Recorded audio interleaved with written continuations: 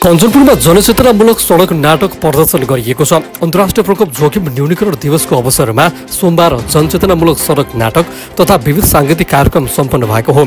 उत्थानशील युवा सञ्जालको आयोजना तथा नेपाल राष्ट्रिय समाज कल्याण सङ्घ NNSWA कञ्चनपुर एवं डिसे नेपालको सहकार्यमा महेन्द्रनगर बजारमा रहेको भेटघाट चौतारीमा उक्त सडक नाटकको प्रदर्शनी भएको छ। उक्त सडक नाटकमा कसरी प्रकोपबाट जोग्न सकिन्छ, कसरी सचेत रहन सकिन्छ,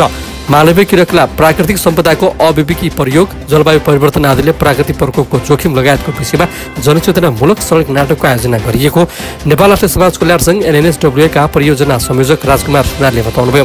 विपद पूर्व तयारीमा लगानी गरेको खण्डमा क्षतिमा पनि कमी हुने भएकाले जिल्लामा यस्ता विभिन्न जनचेतनामूलक कार्यक्रमको आयोजना गरिएको उहाँले जानकारी दिनुभयो।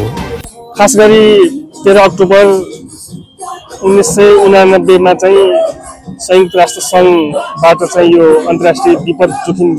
न्यूनीकरण दिवस मनाउने प्रचलन सुरु गरेको छ।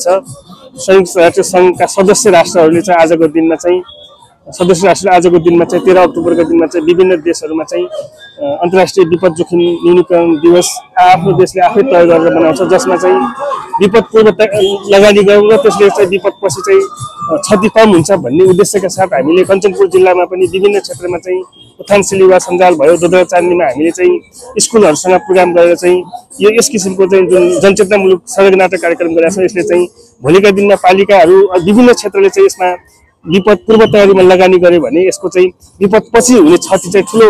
धनजनको क्षति चाहिँ कम हुन सक्छ भन्ने उद्देश्यका साथ जुन यो आज विश्वभर मनाएको दिवस नेपालले पनि आफ्नै तरिकाले मनाएको छ भने हामीले स्थानीय सरकार, स्थानीय निकायहरूले पनि यस्ता दिवसहरू मनाउँछन् जसले गर्दा विपद पूर्व लगानी गरौँ र पछि हुने क्षतिलाई चाहिँ कम गर्न सकिन्छ भन्ने उद्देश्यका साथ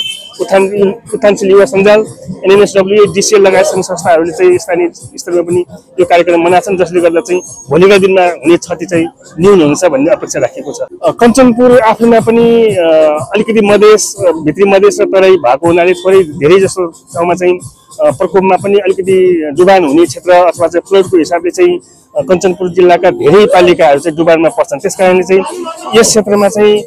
आफैमा पनि जिल्ला प्रशासन कार्यालय र स्थानीय निकाय पनि आफैमा पूर्व तयारीहरू गरिरहेका छन्। अझ पनि यसलाई मजबुत बनाउन, बलियो बनाउनलाई चाहिँ यस किसिमका कार्यक्रम, यस किसिमका पूर्व तयारी गर्नुपर्छ, जसले गर्दा चाहिँ कञ्चनपुर जिल्लामा भोलिका दिनमा अझ उत्थानशील बनाउनको लागि चाहिँ यस्ता परियोजना, यस्ता कार्यक्रमहरूले सहयोग गर्छ भन्ने चाहिँ अपेक्षा गरिएको छ। हाम्रो शुक्लाफाटा टिभीलाई सब्स्क्राइब गरेर सहयोग गरिदिनुहोला।